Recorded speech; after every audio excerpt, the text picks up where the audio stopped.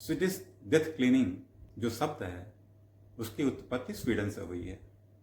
इसका सीधा सा मतलब है कि अपने घर में हमारी जो भी वस्तुएं हैं उसको हमेशा हमें रिव्यू करते रहना चाहिए और घर से बेकार की चीज़ों को निकाल कर बाहर करते रहना चाहिए। या आप ऐसा समझ लें कि हर 2 साल में हमें अपनी चीज़ों को रिव्यू करना चाहिए और जो भी चीज़ें हमारे जीवन में अब वैल्यूएबल नहीं हैं या महत्व नहीं रखती या काम की नहीं रह गई हैं उनको घर से बाहर कर देना चाहिए।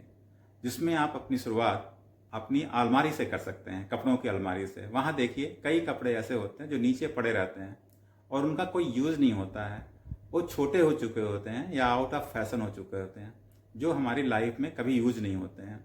हमारे पैंट शर्ट्स छोटे हो जाते हैं या साइज से बाहर हो जाते हैं। उन तरह की चीज़ों को छांट करके अलग कर दें और उनको किसी ज़रूरतमंद को दे दें। उसी तरह से घर में आप जो बड़ी वस्तुएं हैं, जैसे आपका ख़राब फ्रिज हो गया था, आपने बाहर रख दिया है, आपके टेबल चेयर ख़राब हो गए थे, आपने बाहर रख दिया है, इन तरह की चीज़ों को भी रिव्यू करें, क्योंकि उससे घर में उलझन क्रिएट होती है, आपके घर के स्पेस को ऑक्यूपाई करते हैं और अननेसेसरी क्लटर क्रिएट होता है। तो इसी संदर्भ में आप अपने मोबाइल या लैपटॉप को, जिसमें बहुत ढेर सारी चीज़ें भरी रहती हैं और हम लोग कभी उसको खाली नहीं करते, उस पर भी ध्यान दीजिए। जितनी भी पुरानी फाइल्स हैं जो रिक्वायर्ड नहीं हैं उनको आप डिलीट कर सकते हैं और निकाल सकते हैं।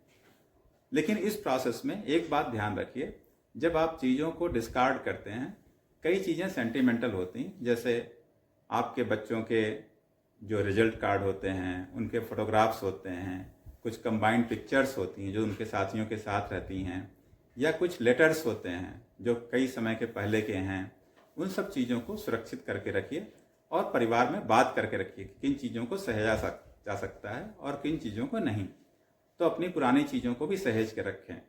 तो इस तरह से जब आप घर को क्लटर फ्री बना देंगे तो आपका मानसिक अवस्था भी उसमें इम्प्रूवमेंट आता है, क्योंकि जब किसी घर को हम साफ़ सुथरा देखते हैं, कम क्लटर्ड देखते हैं, तो हमें मानसिक शांति मिलती है, हमें साफ सफाई में भी आसानी होती है। तो साथियों, इस तरह से हमें स्वीडिश डेथ क्लीनिंग को अडॉप्ट करना चाहिए और अपने घर की चीज़ों को बराबर रिव्यू करके उन्हें ज़रूरतमंदों को, जो ज़रूरत की चीज़ें नहीं हैं उनको ज़रूरतमंदों को देना या रिसाइकलिंग के लिए दे देना चाहिए। आशा करता हूँ यह वीडियो आपको पसंद आया होगा।